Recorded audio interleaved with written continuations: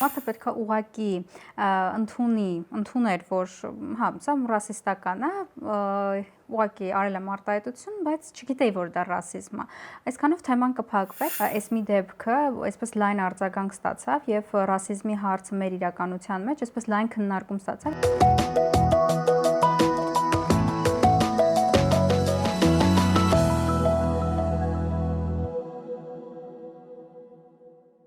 Բարև ձեզ, գրադարանում այսօր զրուցում ենք բլոգեր, լրագրող Զառա Ղազարյանի հետ։ Բարև ձեզ, Զառա։ Բարև ձեզ։ Այս շաբաթ համացանցի հայկական տիրույթում շատ է քննարկվում դեպք, երբ որ մեծ լսարան ունեցող հայտնի մարդը, կինը, իր խոսքում թիրախավորում էր ազգությամբ հնդիկ առաքիչներին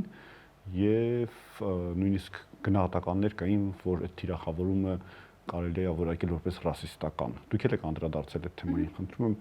ասեք, ինչու է պետք անդրադառնալ այդ թեմային որպես հայտնի մարդ։ Իրականում այն ինչ հնչել է տեսանյութում ռասիզմ է եւ ես կարծում եմ, որ մեր իրականության մեջ շատ կարեւոր է, որ մարդիկ սովորեն ընդունել սեփական սխալները, այլ ոչ թե թեման ավելի խորացնեն, ոնց եղավ այս դեպքում, այսինքն ես կարծում եմ, մարդը պետք է ուղղակի ընդուներ, որ հա, սա ռասիստական է, ուղղակի արել եմ արտահայտություն, բայց չգիտեի, որ դա ռասիզմ է։ Այսքանով թեման կփակվեր, բայց ավելի շատ այդ թեմայի զարգացումը եւս անհանգստացնող էր, այսինքն հաջորդիվ անդրադարձեր, ավելի խորացնել իրավիճակը, ավելի ռասիստական հայտարարություններ անել։ Կարծում սա նախադեպ է, որ մեր իրականության մեջ խոսվի ռասիզմի մասին, որովհետեւ մի տեսակ ինչպես շատ այլ արատավոր երևույթներ, շատ նորմալիզացված է ինչ առումով, որ երբեմն եթե ոչ հաճախ հնչում են ռասիստական արտահայտություններ, երբ որ դու արձագանքում ես, ասում ես սա ռասիզմ, ասում ես դե հումոր է, բնավ կապ չունի ու կարծում եմ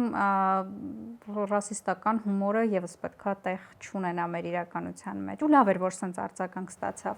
Ձեր ձևակերպմամբ, եթե հերթով գնանք, ձեր ձևակերպմամբ ռասիզմը ինչ է։ Իմ պատկերացմամբ ռասիզմը, երբ որ նսեմացնող, նվաստացնող որևէ որակավորում տալիս ես ոչ թե անհատին, այլ թիրախավորում ես մի ամբողջ ազգի։ Սա եւս ըստիս ռասիստական դրսևորում է։ Մարդկային հատկանիշներ կան, օրինակ հիգիենայի հարցը, որ չի կարելի ասել հնդիկները փնթի են։ Սա ռասիստական է ըստիս։ Նույնն էլ հայերի դեպքում շատ ինչ-որ բաներ կա, որ էլի ռասիստական է այլ ազգերի կողմից, կամ մի խոսքով որոշ որակավորումներ կան, որոնք ազգին, մի ամբողջ ազգի թիրախավորում են, փոխարեն ուղղակի խոսել արատավոր երևույթի մասին։ Չգիտեմ ինչքանով մտքերս ճիշտ կարողացա դասավորել, բայց համենայն դեպս սա իմ համար շատ ռասիստական հնչեց։ Ես ակադեմիական ձևակերպումներ չէի ուզում ճիշտ ասած, բայց գուցե երբ որ մեծ լսարանացող մարդը սկսում է վիդեո է նկարում եւ մի առաքիչից եւ այդ ընկերությունից դժգոհ լինելով թիրախավորում է ամբողջ ազգը, ըստ էության շատերի գնահատմամբ, նաեւ իմ գնահատմամբ ռասիզմ է տարածում, գուցե չի պատկերացնում, որ այդպես է, կարող է անգիտակից ռասիզմ է դա։ Ես վստահ եմ ինչ որ առումով, չասենք վստահ եմ, բայց կարծում եմ մարդը իրապես չի գիտակցել, որ դա ռասիզմ է, բայց մյուս կողմից իրավիճակը արդեն իսկապես թեման դարձավ ռասիստական, երբ որ փոխարենը մարդը ներողություն խնդրեր կամ ներողություն չխնդրեր, ուղղակի ընդուներ իր սխալը, որ ես սխալ եմ ասել, եւ այդքանով թեման փակվեր, բայց հակառակ այսպես տարածվեց ու արդեն ավելի ռասիստական, ավելի խտրական արտահայտություններ հնչեցին։ Ես հետևել եմ իրավիճակին ու ասենց սկզբում մտածում եմ, որ հաջորդիվ անդրադարձը տվյալ մարդու կողմից ուղղակի կլինի դե սխալ ձևակերպում եմ տվել, բարկացած եմ եղել ու վերջ, բայց ավելի այսպես խտրական դարձավ, ավելի ռասիստական դարձավ, մեզանից որևէ մեկը ապահովագրված չէ անելու արտահայտություններ, որոնք խտրական են, որոնք ռասիստական են։ Կարևորը թե դրանից հետո մենք ինչպեսի վարք ենք դրսևորում ըստիս, այսինքն ընդունում ենք, որ սխալ ենք եղել, թե հակառակը ավելի ենք խորացնում իրավիճակը։ Ես հասկանում եմ, որ ինչ որ առումով շատ դեպքերում դժվար է սեփական սխալը ընդունել, բայց կարծում դեպքեր կան, որ պետք է ասել, որ ես սխալ եմ եւ այդքանով թեման փակել, ոչ թե ավելի խորացնել։ Մարդը ոչ միայն արտահայտություններ էր անում, այլ գործողության կոչ էր անում։ Ասում էր, եթե դուք պատվեր եք անում եւ ազգությամբ հնդիկ է լինում առաքիչը, ապա չհարկեք պատվերը, ընդհանրապես այնպես արեք, որ այդ մարդիկ գործ չունեն։ Դա մի քայլ էլ ավելին է։ Դե համաձայն եմ, որ սա եւս այնց շատ թիրախավորող էր, բայց կարևոր է նշել նաեւ, որ տարբեր հարթակներից է հնչում ռասիստական արտահայտություններ ու ելի եմ ասում, շատ լավ էր, որ այս մի դեպքը այսպես լայն արձագանք ստացավ եւ ռասիզմի հարցը մեր իրականության մեջ այսպես լայն քննարկում ստացավ եւ շատերը գուցե չէին պատկերացնում, որ իրենց այս կամ այն ասածը ռասիստական է, բայց այս մի դեպքով կարող արդեն գիտակցում են, որ որոշ բաներ չի կարելի, օրինակ, չգիտեմ, մեր մուտքում հնդիկ առաքիչը մտնում է լիֆտ, իմ հարևանուհին ասում մի մտի, սա իմ համար անկեղծ,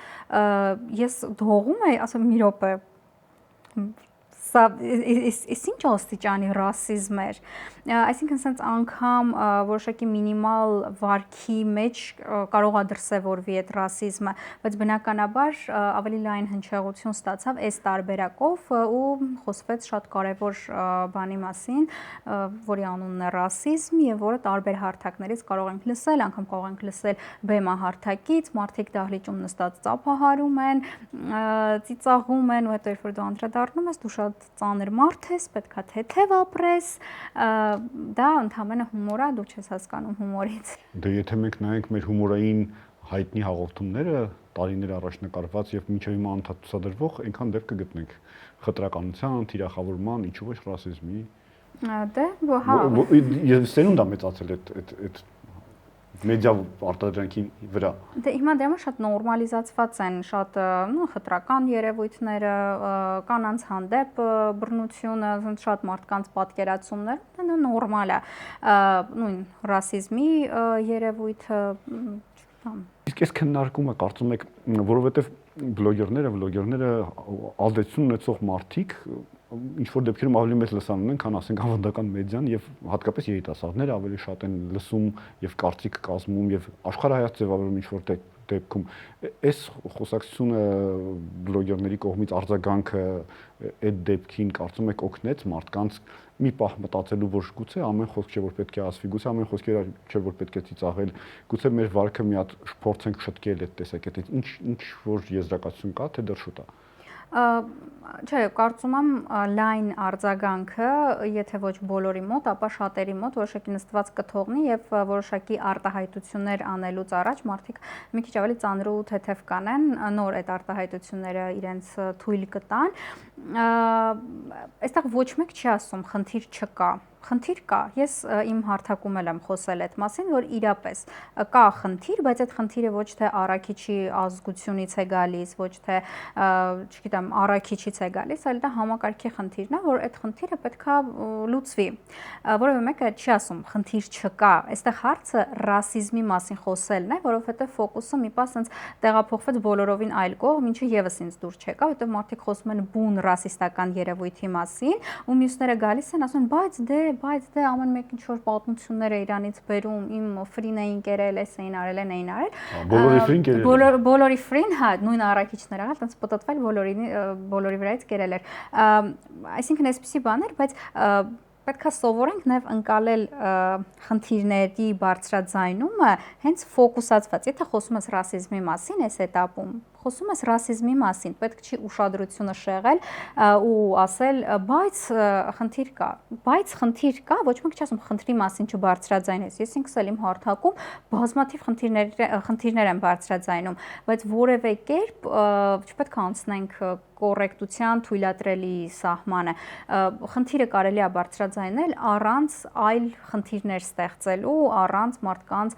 թիրախավորելու ու ճիշտ հասցեատիրոջը դիմելով։ Այսինքն այս դեպքում կարելի էր ուղղակի դիմել տվյալ ընկերությանը, կարելի էր դիմել համակարգին, ասել ինչի է, իմ համար էլ շատ բաներ նորմալ չի։ Բայց դա ես ոչ մի կերպ չեմ կապում տվյալ ազգության հետ, որովհետև գիտակցում որ դա համակարգի խնդիրն է եւ վերահսկողության պակասի խնդիր է։ Պատմության մեջ ընկերության մասին էր խոսքը, որի աշխատակցին դե ֆակտո թիրախավորում էին եւ վիրավորում էին եւ ընկերությունից կարծես թե արձագանք չկա, ոնց որ բայց լավ կլիներ որ լիներ, այդ ինչպես կմեկնաբանեք։ Դե ես էլ էի սպասում, երեք մտածում եմ, ասում հետաքրքիր ընկերությունից արձագանք կլինի, թե ոչ, որոշակիորեն ընկերությունը կխոսի պատասխանատվության իր բաժնի մասով, թե ոչ, բայց սպասենք, հուսամ ամեն դեպքում որոշակի մեկնաբանություն, որոշակի արձագանք կլինի, թեկուզ աջակցության խոսք հայտնելով իրենց աշխատակցին։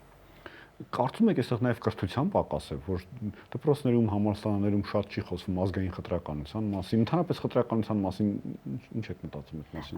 Տեսեք, ես երբ որ նյութը հրապարակեցի, շատ տարբեր մեկնաբանություններ ու արձագանքներ ստացա մեր եղբայր, մեզ քույր, մեզ բարեկամ եզդի ազգի ներկայացուցիչներից,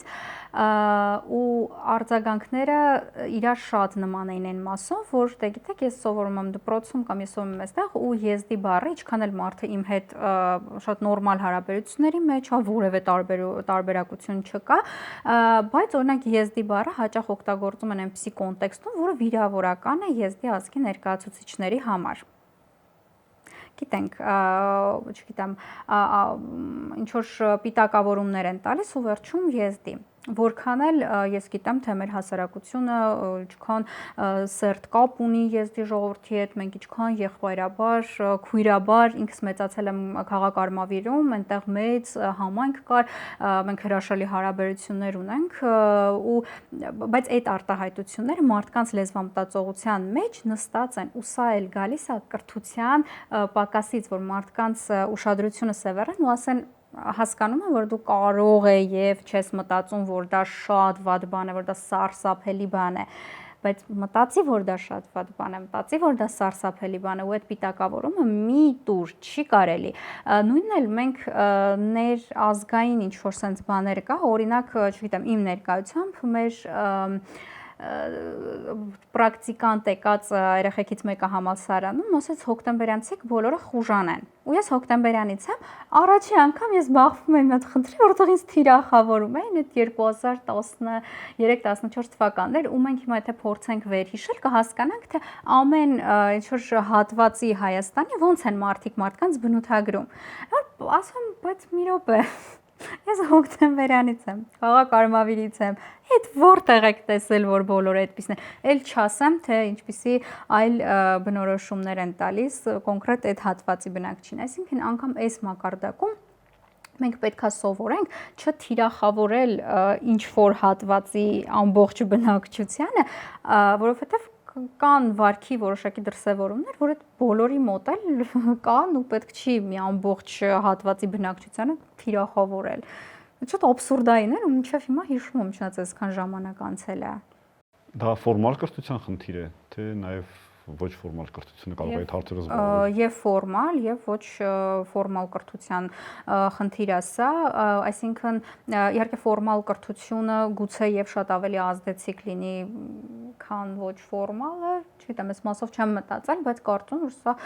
վստահ եմ, որ սա կրթության պակաս է, ինֆորմացվածության պակաս է։ Շատ դեպքեր են եղել, երբ որ մարդը ինչ որ խտրական արտահայտություն արել իմ ներկայությամբ, ինչ որ ռասիստական բան ասել, ես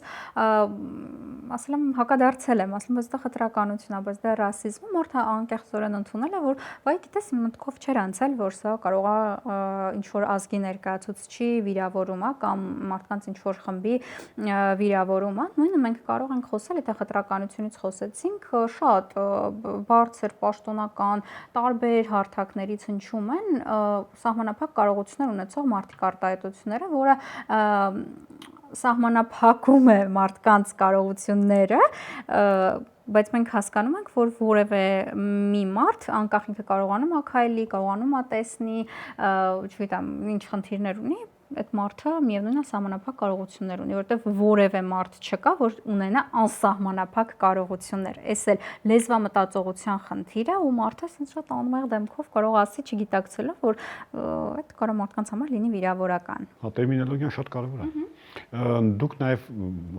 ձեր ուղղվածությունից մեկը բլոգի կանանց խնդիրների մասին խոսելն է, այն երկար ժամանակ է ինչքան հետևում եմ, ինչ է կարծում հաջողություններ, փոփոխություններ մտածելակերպում գրանցել եք, դա էլ խտրականության շատ կարևոր եւ անտեսված ձև է, չընդունվող ձև է հասարակության, ասում եմ, բան չկա։ Հա, ու հաճախ դրա մասին լուրջ դեմքով խոսում են տղամարդիկ եւ ասում որ կանայք որևէ խնդրի չեն բախվում։ Իրականում ես չեմ ուզում բնականաբար վերագրեմ բոլոր փոփոխությունները ինձ կամ բլոգային իրականությանը,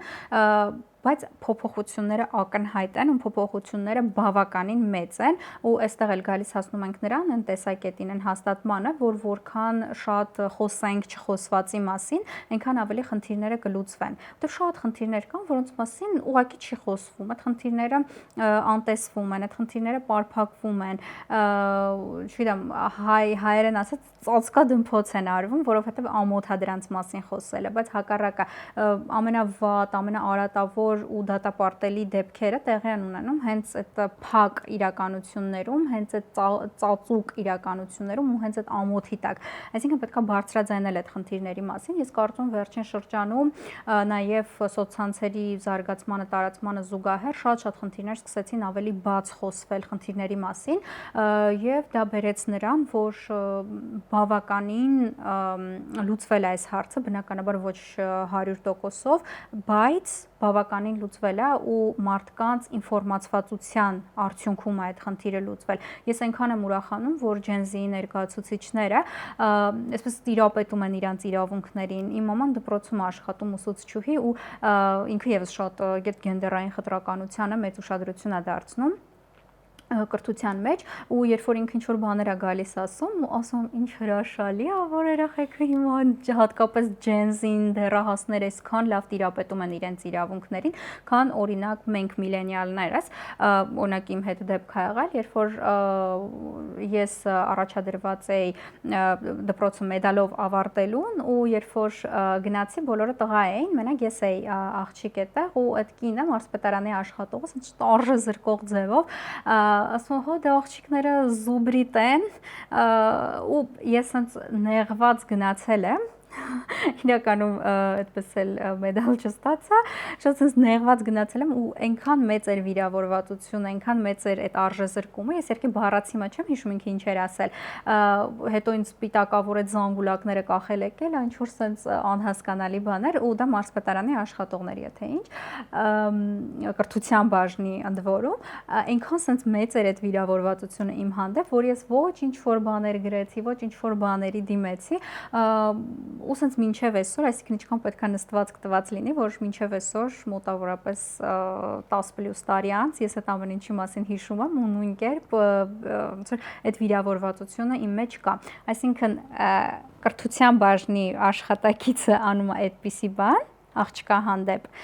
ու ես չեմ կարողանում իմ իրավունքները պահեմ, բայց հիմա վստահ եմ, հիմա աղջիկներից, դեռահաս աղջիկներից 10-ից գոնե 7-ը, գոնե 6-ը կկարողանար այդ սիտուացիայում իր իրավունքները պահեր կամ գոնե գար ինչ որ վիդեո նկարեր,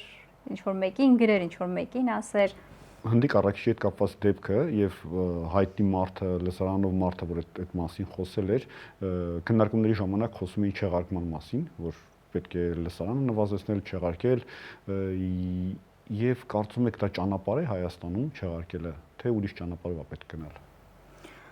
Իրականում այս մասով հստակ ձևավորված կարծիք կդժվարանամ հայտնել, բայց ես գիտեմ, որ սեփական փորձից ելնելով, գիտեմ, որ շատ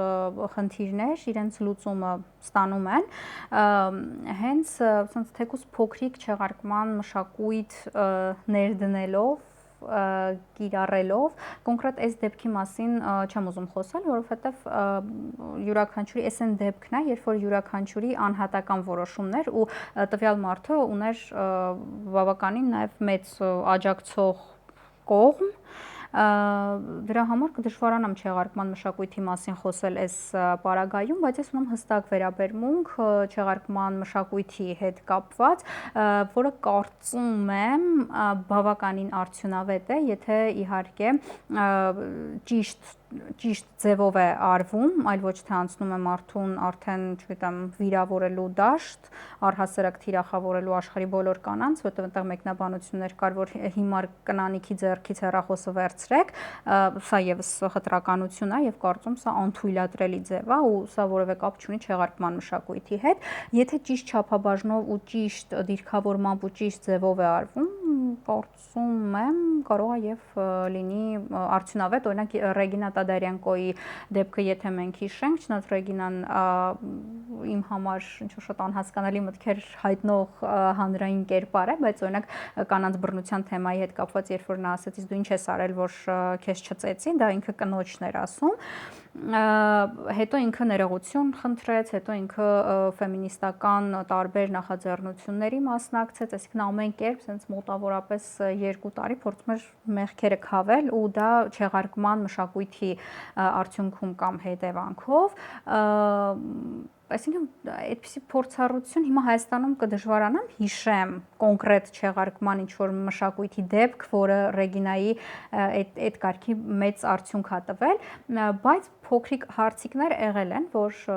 հենց հանրային այդ պարսավանքի արդյունքում ինքը լուծվել է։ Ես հիշում եմ Ռուսաստանից մի մարդ պետք է գար, որ պետք է դասախոսություն կարդար, թե կանանց նկատմամբ բռնությունը եւ սեռական բռնությունը ինչքան նորմալ է, եւ կարծեմ ձեր ջանքերով նաեւ այդ միջոցառումը չեղարկվեց։ 1-2 տարի առաջ։ Հա, Արսեն Մարգարյանի դեպքն էր։ Հա, այս դեպքը իրականում sense լայն արձագանք ստացավ,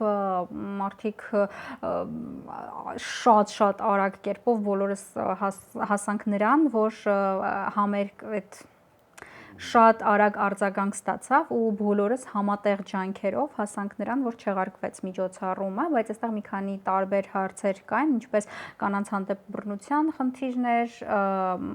այնպես էլ անչափահաս երեխաների հետ կապված ինչ որ սեռական հարաբերություններ ունենալը նորմալիզացնելը, մյուս կողմից Հայաստան-Ադրբեջան խնդրի հետ կապված էր աբսուրդային, անհասկանալի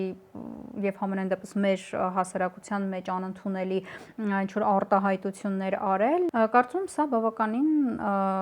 այսպես ճիշտ չափաբաժնով, ճիշտ դիրքավորմամբ արված նախադեպ էր։ Կարծում եք, որ այս դեպքում մարդը, որ այդ արտահայտությունները թույլ է տվել, գուցե ճիշտ կանի իր սխալը ընդունի եւ գործողություններ կատարի այդ ուղղությամբ։ Ինչ եք կարծում։ Ես կարծում եմ շատ կարևոր է սովորել սեփական սխալը ընդունել։ Ուղղակի իմ բլոգերական գործունեության ընթացքում էլ եղել է դեպք, երբ որ ես հասկացել եմ, որ ես սխալ եմ, ու ես ընդունել եմ այդ սխալը։ Կողմ անգամ օրինակով էլ բերել, մի պահ շատ թիրախավորված էր, չնայած ես որ շատ ակտիվ չէի հետևում այդ ընթացքում, ես չգիտեի որ կոնկրետ թիրախավորում ա գնում հղի կանանց բլոգինգով զբաղվելու մասով ու ես ուղղակի ինչ որ արձագանք էի տվել դրան ժոպիտիկներով կամ չեմ հիշում ինչ արձագանք էր, հետո ես դուրս եկա եւ Facebook-ում նկատեցի, որ այդ թեման ծավալվում է ու ես ինձ զգացի այդ իմ համար անընդունելի թեմայի ծավալման մի մասնիկ է ու ես ընդունեցի նաև հանրայնորեն իմ սխալը, որ դա ես սխալ եմ արել որպես ֆեմինիստական հայացքներ ունեցող մարդ, հիմա թիրախավորվում է հղի կանանց բլոգ վարելու հարցը, ճիշտ ասած հումորով էր եւ այլն, բայց միևնույնն է ես հասկացա, որ ես այդտեղ ինչ որ մի բան սխալ եմ արել ու ընդունեցի իմ սխալը։ Այսինքն ամոթ չի խոսել սեփական սխալների մասին, որտեղ մենք մարդ ենք ու բոլորս էլ տարբեր իրավիճակներում նորմալ է որ սխալվենք կամ այդ իրավիճակում մեզ թվում է որ դա ինչ որ անմեղ մի բան է, բայց հետո հասկանում ես որ չէ, դու սխալվել ես, այդ շատ սխալ էր։ Ուղղակի սովորենք ընդունել սխալը, չեմ ասում ներողություն խնդրել, որտեղ դա անհատի որոշումն է, բայց գոնե ընդունել սխալը կարելի է։ Պետք է։ Շնորհակալություն զրույցի համար։ Սիրով։